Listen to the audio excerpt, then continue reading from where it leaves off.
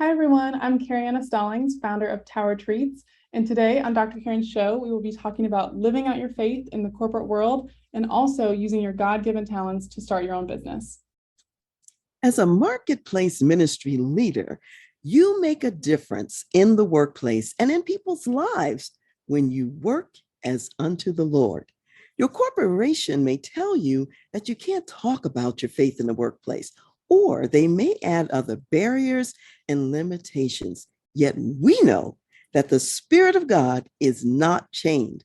The Spirit of God has the power to move through closed doors, to touch and impact lives.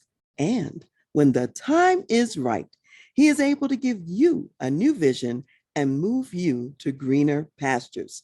My guest today started her career in New York City in the corporate world of public relations advertising, and now she is the happy founder of an entrepreneurial business. Today, we hear her story from the corporate boardroom to the entrepreneurial founder's chair. Let me introduce you to my special guest. Kerry Anna Stallings earned an integrated marketing communications degree from Pepperdine University in Malibu, California. She then pursued her public relations career in New York City, working for global firm Weber Shandwick with food and beverage, sports, and technology clients. With an entrepreneurial spirit and a love for cookies, Kerry Anna created Tower Treats in 2020 with a strategic vision to become the treat for all. Furthering her education in startups, Kerry Anna completed the Entrepreneurial Essentials course from Harvard Business School online. Tower Treats is a cookie startup created during the COVID-19 pandemic, with Kerry Anna's desire to spread joy, one tall treat at a time. Specializing in half-pound peanut butter chocolate chip cookies scooped like ice cream, Tower Treats provides a unique gifting experience. The Atlanta-based company has transformed into a nationwide brand spanning across 45 states, a handful of local retailers, and national corporate gifting platforms. Most recently, Tower Treats partnered with DoorDash, giving Tower Treats exposure to the app's 25 million users. Kerry Anna wants to remind consumers to treat yourself, but most importantly, treat others. So welcome, Kerry Anna, to the Voice of Leadership and to Dr. Karen Speaks Leadership. I'm delighted to have you here on the show today. Thank you so much, Dr. Karen. It is actually just a true honor to be here. I am so thrilled that you're here to share your really illustrious journey from the corporate side and now to the entrepreneurial side. And so I want to dial back to the corporate days and let's go back there. And I want to ask you about your corporate life in New York City when you were in public relations and advertising. Tell us about the type of work that you did. Some people may not know what PR people do or what advertising is all about. So tell us about that. It was actually really my dream job coming out of college. So it was a dream to be able to work for such an amazing firm. But to start, public relations really is about people. So it's about how to connect with people from, our perspective. We were coming at it from a brand. So I worked with a lot of food and beverage brands, technology brands, and a bunch of really amazing corporations that were trying to get people's attention and connect with consumers in ways that would just interest them in their product. Wonderful. So tell us a little bit about what you really liked about this job, because you said it was your dream job. So tell us about what was really exciting about being in New York City, about working with these premier brands and being able to connect them to people that they wanted to know more about their products. Mm-hmm. I really love the creative thinking and the creative strategy behind it of figuring out consumer behavior and then being able to service the customer, not just throw an advertisement in their face, but connect with them. And we would do special promotions and really fun events to get the consumer involved and not only just want to buy a product, but also fall in love with the brand and what they stood for and who the brand was. And it was really creating almost these personalities behind these brands to connect with people. So I love that. And just the creative aspect. I was privileged enough to work for brands that had these huge budgets where coming in as a junior associate, I was had the opportunity to create just amazing campaigns with these massive budgets that someone, starting out now, it's fun as my journey right now, having, not nearly the amount of budgets. It was really fun to, when sky's the limit and there really is no ceiling, what you can do with something. That's wonderful. So the creativity is one part of it, and then having the resources to really be able to develop what would best benefit those organizations and also speak the language of the consumer. It sounds like what you had an opportunity to do. So, Kerry Anna, let me also ask you, I know that sometimes corporations are often uncomfortable about extending what I'll call the diversity, equity, and inclusion freedoms to people of faith. Everything goes sometimes except for professing faith in Christ. So, what kind of messages did you hear in the corporate world that felt like limitations on the expression of your faith? I have very similar views to you in this, and was, I think, a little discouraged at my firm that was so passionate about inclusion, and in so many ways they were doing such great work in that space. But I definitely, as a Southern Christian conservative person going into this New York firm, felt very not included in what was the norm of the culture. And I even had a boss's boss call Christianity a cult at one point, and felt very much like I had to hide certain parts of my faith, especially, but just my beliefs, and found it a little tricky in the corporate world to really be myself, but also, not push my faith onto other people was not my goal. Absolutely. Yeah, so there were some challenges in the sense of being able to use your full voice and say everything you might have wanted to say, because people sometimes have misconceptions about what it's like to be a person of faith, such as the misconception about being a cult or something like that. So now you said, though, that actions speak louder than words. So how did your lifestyle still speak to your corporate colleagues, even with the limitations about speaking of your faith directly in the workplace? Mm-hmm. That was really my number one goal. And really, I was very motivated because I felt like I couldn't vocally express my faith in ways that were, even just accepted on a base level. I decided that my actions were going to speak louder than my words, and that I was going to live out my faith and show them through my values. And, even my first few months at the company, I had a very strong personal brand that people knew I wasn't going to be cursing like a sailor. And when we talked about weekend activities, my stories were always a little bit more wholesome than everyone else's. And there were a lot of examples where I lived out my faith, even just baseline showing my values and really who I was, just the day-to-day conversations and the presence that I brought to meetings and the perspective I have without ever even really speaking about my faith. It was really impactful on my faith to see people a few months in even saying, what's up, what's going on, why are you the way that you are? And that was really special for me to then open up those conversations. I love what you said about developing and building your personal brand. A lot of times people don't think about their personal brand and how they show up in life. And so you're saying that by cultivating your personal brand, some people actually wanted to know, well, what's that brand all about? You're doing things a little bit differently. So maybe tell us some examples or maybe a couple of stories or whatever about how your personal brand impacted other people. They were curious and they asked about it. Then what are some things that happened as a result? That's a great question. I've always believed that personal brand really was about the expectation people have on you. So what do they expect of you when you walk in the room, and kind of an average of what that always is. I think the biggest example I have is a lot of my coworkers would just get beyond stressed and beyond the point of, people be crying at their desks, and it would be so overwhelming that people would always ask, well, why aren't you at that same level? And because there was such a baseline of joy through my faith, that my identity wasn't placed in my work, or my worth wasn't placed in if I got the best project, any of these work-related things, that my identity was in something so much greater. So I could have such a peace about it that was really a question that I got asked quite a few times in the workplace, especially in this public relations, really high energy, but also very high intensity space. I love that story because in a way you're sort of planting seeds planting seeds of joy, planting seeds of peace. And people in the workplace nowadays really are under a lot of stress still, and they're looking for peace. They're looking for joy. They're looking for something that comes from the inside and transcends the external circumstances.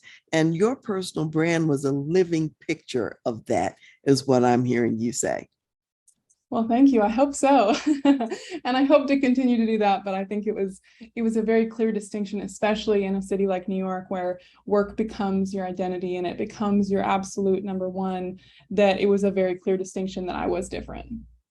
Absolutely. And it's interesting because I think in a lot of executive jobs, whether they're in the big city or not, and especially in a big city, those corporate jobs have a tendency to sort of take over a person's life Mhm. unless they have some very specific mechanisms to stay grounded in other ways. And so I think what you're saying is really important, helping people to just be cognizant of it and to think about their own personal branding and how they want to show up, really living out daily the fruit of the spirit, so to speak. Right, right. And it's interesting you say even set up boundaries.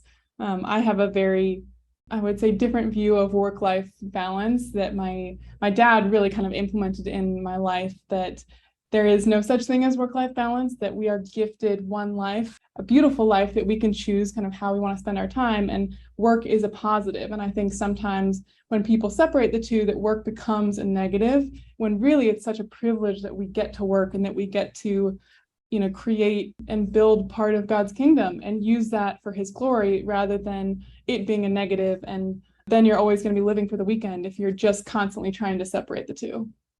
Yeah, I love what you just said about that because when we really think about it, God is the ultimate creator and he Mhm. has created so much. And so we are most like him in a sense when we are also creating and we know that God worked. And so work is not a curse.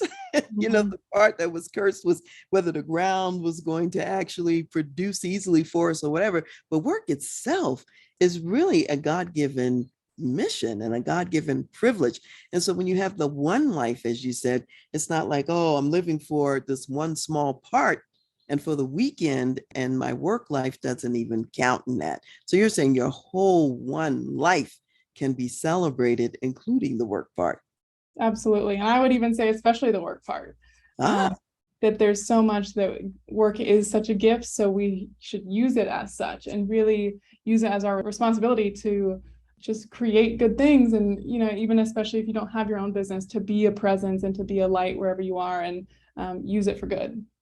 amen to that. So, a lot of times in secular corporations where many people work, the company will present sometimes or insist on some opportunities that are not really consistent with Christian values. Almost everyone who works in a secular context has to face this. So, what are some kinds of jobs or opportunities that came your way that really weren't in alignment with your values? And how did you handle that? And what stands did you take? Absolutely. There's one story that always sticks in my mind.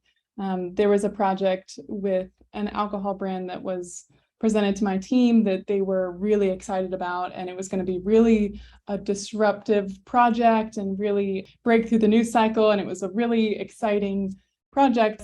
The project was sex positive, and it was featuring porn stars in throughout the campaign. So it was something I will never forget. I was looking through the campaign deck on my desktop and I was so nervous at people walking by because I didn't know what they would think of what was on my computer. And I just remember thinking and praying that I couldn't work on this, that this was beyond my boundaries.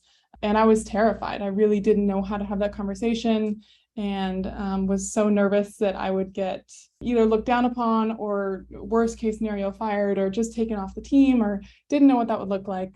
So I actually had a conversation with my manager, who really was such a great mentor to me. She was so amazing and really a great leader and helped me just learn a lot of skills, but also just help me progress at this firm. And I had a conversation with her and just clearly stated, this makes me uncomfortable. I don't feel comfortable working on this. It doesn't go along with my values. And I was very impressed because she just took that and said, okay, you're not gonna work on it. You're gonna be okay. We're just gonna find something else for you. And I was very pleased and honestly surprised that I feel like God showed up in a way of saying, you don't have to be that scared, that I'm going to protect you no matter what. I'm going to keep you doing what you're supposed to be doing, but also you do have to make stands. And I think it was a great moment for me to realize in the workplace, I can't just be quiet. I think my main motivator of living out my faith was so productive, but also there are times when you have to use your voice and have to take a stand. Oh, I love that. This is a wonderful example. Sometimes you do have to speak up, and you have to say things. And sometimes the thing that we fear the most, or what we might think at the time as a worst outcome, like getting fired or being disrespected or whatever, really doesn't happen. And you were fortunate to have this particular manager in place who said, okay, that's inconsistent with your values. We'll find something else, for you to do that works better for you. And she acted as though it wasn't going to be any difficulty as far as your progression in the organization. So I think that's pretty powerful. You also said that before you went to have this talk, you were thinking and praying. So, as part of it, say a little bit more about that part, because sometimes we forget to pray in the middle of these things and at the beginning of these decision points. Absolutely. That's another thing. My mom actually really ingrained that in me to pray big, but then also pray really little, that there are so many things throughout your day that we can just worry about. And instead deciding to give that over to God and say, I'm not going to worry about this. I'm just going to give it to you because you've put this in my path for some reason or another. So to just give it over to God and to pray it over. And I try and do that just in every day of if there's a decision or a problem in my way, just to talk to God about it and ask, how to align my heart with his will. Align your heart with his will. I love that. So, how did your colleagues respond? You mentioned how your manager responded to you taking the stand. What about the others in the workplace? What was their reaction? Honestly, I think probably a little confusion because it was such an exciting project to get to work on. But I don't think too many people were surprised. I think at that point, most of them probably thought I was just a goody two shoes, that I didn't want to work on this campaign. But so I think a part of me just had to swallow some pride and say they can think whatever they want, but it just doesn't align with who I am, and just had to keep moving forward, even if some people didn't understand or didn't respect me for it. I think no matter what decision, you have to be ready for all the repercussions. Absolutely. And, it sounds like what I would say is you had to really come to grips with who you're really working for, because you're Mhm. really working for God no matter where you are. And what would he be pleased with rather than what other people are thinking about in these situations? And, sometimes in the corporate environment, people are only looking at, oh, wow, this is a great opportunity from a fame point of view, from a money point of view, going big in some kind of way. And yet, for you, your values were an important part of the equation. And some of that other stuff you would say no to if it wasn't consistent with the values, is what I'm hearing. Absolutely. Yeah, I think staying centered on what matters the most is key. So you spent some fun time in New York City. You worked on these big projects. I'm just assuming that somewhere along the line, you started getting a nudge that it was time to leave, time to start something new. Tell us about how that happened, the transition. Absolutely.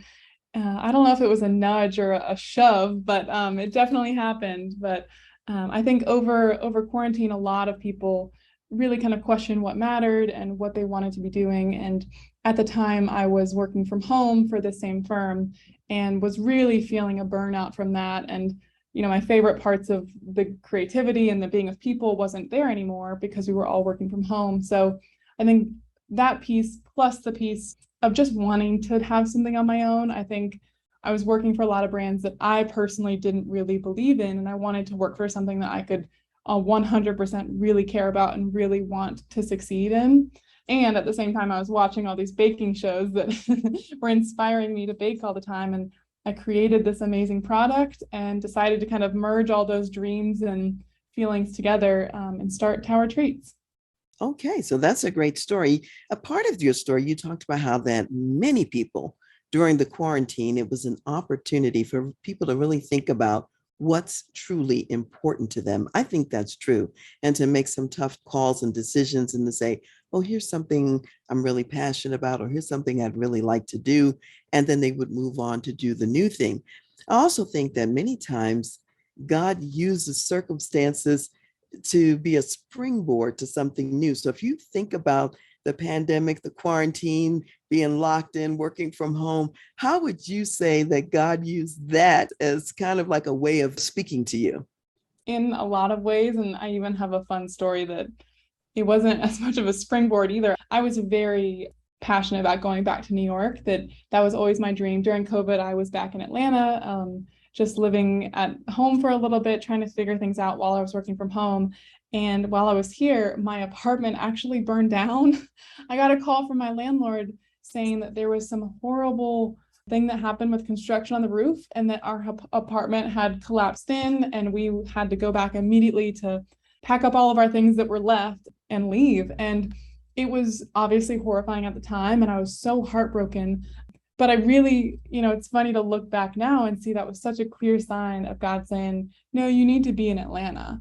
Because really, if I wasn't in Atlanta, I wouldn't have been able to start Tower Treats, and I never would have made this next jump. So when you say springboard, I resonate because it really felt like God was saying, yes, you're kind of thinking about this company and it's a really fun idea, but you really need to pursue this and you need to be in Atlanta. So let me just clarify. Are you saying that your New York apartment burned down or an Atlanta apartment? Sorry, in New York, yes. Oh, so the New York apartment burned down. Oh, yeah, that's definitely kind of a message. It makes me think about, I think it was the prophet Elisha, because when he was called and he was going to go and work with Elijah, he had to sort of like tear down everything that had been his former life. And he had been out plowing fields and doing all these other things. Even the wood for the yoke for the oxen, even the oxen themselves, all of this became the sacrifice to God. So there was no going back, there was no going back. And so that's what your story makes me think of. It brings that to mind for me. That's a great story. Thank you for sharing that. Those are some powerful ways that God is letting you know it's time to do something else, time to do something new. So, as you were moving into the new role and thinking about going into your entrepreneurial life, I want you just to pause for a second and think about at the corporate side and in the big city, you still learned some very important lessons that stay with you today and help you today. What are some of the lessons you would say that you learned from those experiences? I would say from the corporate world, I guess thick skin was something that I really had to learn. I was always very shy and very, timid growing up. And I think being in the corporate world allowed me to learn you not only have to have thick skin, but, in parallel to that, to also be bold and to not be afraid that you are going to get backlash. No matter what you are, who you are, what you believe, you will always, there will be someone who doesn't like you. And I think I had to come to terms as a people pleaser who wants everyone to like me and wants to have a relationship with everyone. I had to come to terms with some people aren't going to like you. Sometimes you're not going to close the deal. Your project isn't going to be chosen, and realizing that failure is something that's just a part of the process, not something that's, special just to you, that everyone will have to struggle with that. Oh, yeah, those are extremely important lessons if you're then going on to an entrepreneurial venture, because if you don't have that, it's difficult to take the ups and downs that actually come with entrepreneurial business as well. So let's start back on that now, because I know you're real passionate about your current business. So tell us about the new business. What is it that you're doing, and how does this even connect, let's say, with some early life passions or aspects of your family upbringing? Absolutely. So Tower Treats is a cookie startup based in Atlanta. We ship nationwide, and our main focus is half-pound peanut butter chocolate chip cookies. And we also sell a mini cookie, and we really focus right now from e-commerce. We do lots of corporate gifting with third-party corporate gifting platforms. And then we're also really trying to dig into the Atlanta scene and really become an Atlanta brand while we're scaling nationwide. So we're really focused on growth, but also really giving back to our community and being present in Atlanta. Yeah. Okay, so wonderful. This is really like your new baby in essence that you're nurturing. So tell us a little bit about so far, What's the most valuable lesson that you've learned starting your own business? I would say I've learned to not do this alone. Mhm. Um, Even as the first year, really, I was running the whole business by myself, but meaning, you can have your own business, but knowing that there are so many people that want to help. And I think realizing, being humble enough to realize and be aware of the things that you know you're not good at or that you don't know yet, but then being wise enough to find the right person to ask has been a really valuable lesson for me, knowing that there's so many people that have, done what I've done before me and that are wiser than me, that I should just learn from them and learn from their mistakes rather than, I think a lot of entrepreneurs just try and do it by themselves and power through. And while I think there's so much good and so much value in grit and perseverance, I think there's also, you need to learn from the wisdom of others. That's a very powerful lesson, learning from the wisdom of others. And it kind of ties back into the one life theory that you talked about too, because if you only have one life, you don't want all of it to be spent burning yourself out in the work context, not having any other part of your life, and doing some things that maybe you're not the most gifted or talented at. Because God gives us all many gifts, but not every gift. So therefore, that's where other people come along and you become an employer, you become a partner, and so many other things. So I think that's great where you said this is a lesson a lot of entrepreneurs don't learn until late. So it's good that you're starting early with that. That's smart. That's very smart. Thank you. And I think realizing so many people want to help. It's been so encouraging that people really do just want to give their perspective and help along the way. And that's been something that I've been really shocked by and really amazed. Okay, so that's really a blessing because sometimes we don't think, oh, why would somebody want to help me? But in fact, there are many people who do. So I think that's fabulous. So, what would you say is the hardest part of being an entrepreneur? I think a lot of people assume that entrepreneurs have this consistent wave of passion, that there's so much drive and love and excitement, which there is, but I think something that I think is the hardest part is that passion is like a roller coaster, no matter what you're doing. Even if you created your own company, that the passion can go up and then it'll go down. And there are days when you doubt yourself and doubt your product and doubt if this is what God has for you. There's really a lot of confusion in entrepreneurship. So I think it's always like a roller coaster, but I think perseverance really is that upward slope, that as long as you're continuing to go upwards, that's how you build the muscle to grow your company. And that entrepreneurship isn't just that straight line, it's constantly going up and down, but still moving upwards, hopefully. Yeah, I love that. Yeah, you're still moving upwards, but there are some peaks and valleys along the way. And you were saying too that just because you have a passion for the business and to build a business doesn't mean that there's not hard work and some days of challenge and difficulty that's a part of it. It reminds me of the people who are writers and they say, if you just think that I'm only going to write when I'm inspired, then I would never even get anything done. They have to write whether they're inspired or not, if they're professional writers and so on. And so you're saying you've got to come to work every day and do what you need to do, whether you feel like it that day or not. And so the passion is like an overarching thing, but it doesn't mean you feel that at 100% every moment. So, yeah. Absolutely. Yeah. And there are things that I don't love still. I think, there's aspects of, there's so many hats that I have to wear every single day. And there are some hats that I really don't like. And I think acknowledging that is also something very important in entrepreneurship, that a lot of it is really fun and a lot of it I love, and the problem solving and selling and finding new distributions. And there's so many fun aspects of business, but there's also, I would rather not look at a P&L for my entire life, but you have to, and you have to understand all of those different hats. That's a great example. So we talked about what it was like to live out your faith in a corporate context. How does your faith play a role now in your entrepreneurial career? And what's the comparison, let's say, to what it was like in the corporate world? I would say it's very, very different.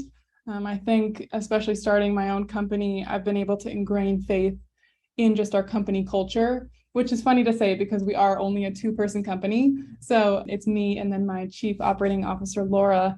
But I think from the very start, we wanted, and she's also a believer, and I really want to expand on a Christian culture that's, founded in joy. And I think from the baseline, being able to start with that type of culture is really transformational, that we know when things happen that they're blessings and gifts from God, but then also when we get a no, that we know it's meant to be. So I think there's so much peace in running a company with our culture because I think we're just following in that right path.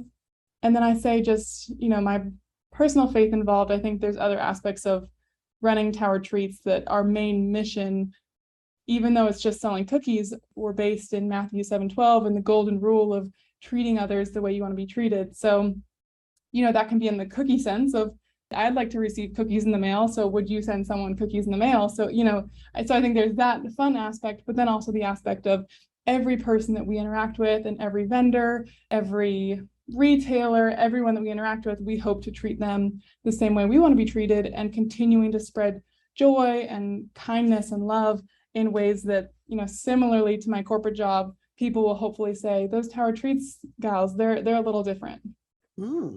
I think that you're doing something that's really powerful, which is you're laying a foundation for the company that is based on the Christian values. Right now, you may be a two-person company, but down the line, you'll probably have some other partners and people around you. And even if you don't have the employees working for you now, or maybe not even later, the way you connect with others in the marketplace certainly will reflect the values that you're laying as the foundation and as the cornerstone of your business. And so I think that that's powerful in and of itself. It's almost like taking that stand that you took in the corporate sense. You're taking a stand now for your entrepreneurial business. This is who we are. This is how we're going to operate.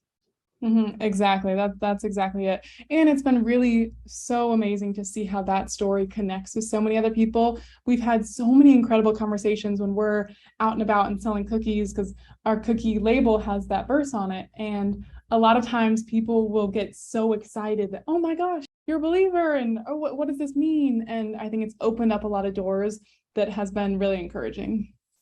Sometimes we fear that something like our faith perspective might scare people away. And what you're saying is that the people who are supposed to come to you, they're going to be attracted to it. They're going to resonate with those values. And we don't have to fear that. I'm really glad that you spoke that up and, said that. That's an important aspect. Exactly. And like you said, we of course don't want to have people not of faith eat our cookies. So we want to be very open to, all faiths, of course, enjoying our cookie, but specifically with our partnerships and with the people that we work with, we would really love to have shared values with them. And for example, we have a partnership and we sell our cookies at a coffee shop in Duluth, Georgia called Phoenix Roasters. And they're an amazing Christian-based coffee shop that really works with farmers to make sure they get adequate pay and really support the farmers. So they're doing amazing work, but they also really share our values. So it's amazing to see how you can find partnerships that are equal in values, and then also we can help each other out. Amen to that. So what would you say then is next for Tower Treats? So many things. I think, as you said in my intro, we desire to be the treat for all. So we are constantly innovating to try and have new products for gluten-free and dairy-free. And we would love to expand to be able to be the gift for everyone and to be a really beautiful and impactful gifting experience, because we do ship nationwide and we do lots of gifting. So our cookies, we want to encourage people to share them and gift them and spread joy that way. So eventually the treat for all. And then we have a lot of things coming with new partnerships and growing and scaling. So we're really praying that a lot of people can taste our treats. Wonderful. I'm wondering, I think I might have seen somewhere that you're also passionate about some philanthropic aspects. And if that's true, tell me a little bit about that. We definitely are. We are trying to learn more about how Tower Treats wants to be impactful to our community or nationwide. And we're trying to figure out right now what that looks like for us, because we are still such a young company. So we're still just trying to learn our operations, but then also how to figure out, what organizations or places do we want to work with to make a real impact. And I don't know if that's a percentage goes to someone or, based on who we hire next. We want to be really strategic about how we can make impacts and really, as I said, spread the kingdom, but we're not quite sure yet.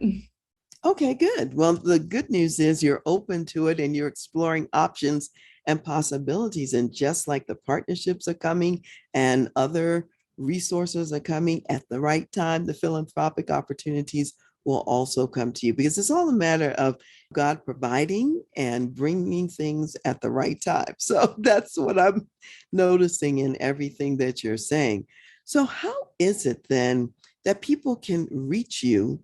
How can they order some tower treats for themselves or others? Because you did say, yeah, treat yourself, but even better to treat other people. So, how can they get in touch and how can they put in an order?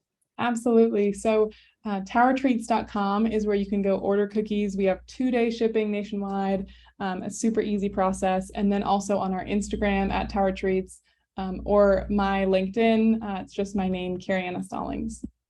All right. So Kerry Anna Stallings on LinkedIn. It's another way they can get in touch. All right. Very good. And I want you to say a little bit more about the corporate gifting aspect, because a lot of people who are listening to this, they are in corporations and they may need to do some corporate gifts. So let's be creative. Give them some ideas about when to think about corporate gifting and how they could use some of the tower treats as part of the process. Absolutely. We do lots of corporate gifting and we work a lot with companies to figure out what makes the most sense. We can personalize with different company logos. We also offer gift notes, which make it, can make it that extra personalization. We've had some companies be really creative and use them not only for, National Employee Appreciation Day, but also to use for potential clients and prospects and as a sales tool. So we have people use it for internal purposes as well as external, which I think is really powerful. Oh, that's great. So you've given some ideas. So those of you out there listening, take note. There's some possibilities and opportunities here. So, Kerry Anna, what would you say are some words of wisdom that you want to leave for my audience of corporate business executives? You kind of beat me to it a minute ago, Dr. Karen, but I was going to say, our Okay. Tower Treats, our slogan really is to treat yourself, but more importantly, to treat others. So it kind of goes back to our mentality of the golden rule of, treat others the way you want to be treated. I love it. So, we've talked about a lot of things today, and I want to just summarize not everything, but just a few of them. One, it's okay. What I'm hearing from you, Kerry Ann, it's okay to stand for your values. It's okay if you're in a setting that doesn't allow you to speak about the values much. Just know that your actions also can speak louder than words. How you live, people are paying attention to that and they're noticing, and the right ones will ask questions. And you don't know how the seeds that you're planting today might grow in the future, whether you see them or not. So that lifestyle witness of salt and light, Kerry Anna, that you talked about, I think is very powerful. You also talked about the fact that sometimes you do have to speak up, you do have to use your voice, you do have to take a stand and be willing to be bold and be willing to not worry what other people think about what you're saying, not worry about whether they accept you or not, because after all, we are doing our work as unto the Lord. And if he's satisfied, that's really what counts in the long run. And one of the things that certainly in your careers you saw, you were still able to go on with the corporation and do other powerful projects until God called you to do something else. And all the lessons learned in the big city and learned in a corporation, you're now taking forward in terms of boldness and perseverance into the entrepreneurial work that you're doing today. And you know how important it is to really build that foundation of values. And so I say to the audience out there, you can build your company on values as well. And if you're working in a corporation that's not your own organization, you can still live out some principled values that benefit the team members in your organization and also ultimately the corporation. And we also heard from Kerry Anna today that being an entrepreneur is not always easy. Sometimes we have to look at things that are not our strong suit and our gifting, and yet it's all part of the business. And just know there are many people out there who are willing to help, many people who have complementary gifts and talents that they don't mind lending and bringing to the table. And so that's an important thing to keep in mind as well. There's more. If you want to go back and hear more, hear the whole thing and you'll extract your own lessons. But Kerry Anna, that's what I heard. And that's what really struck me in things that you said. So I want to thank you for being here with me today. Thank you so much. That was an amazing summary. But thank you so much for hosting me on my very first podcast. Oh, wonderful. And congratulations. And we all know out there, this is the first of many. So wonderful. I wish you all the best in your career and as you are building something powerful and wonderful for the kingdom and for others as well. So I'm going to read a verse today, a couple verses. This is Colossians 3, verses 23 and 24 that kind of relate to a theme I've sort of been mentioning as we've been going through today. And these verses say, "And whatever you do, do it heartily as to the Lord and not to men, knowing that from the Lord you will receive the reward of the inheritance, for you serve the Lord Christ."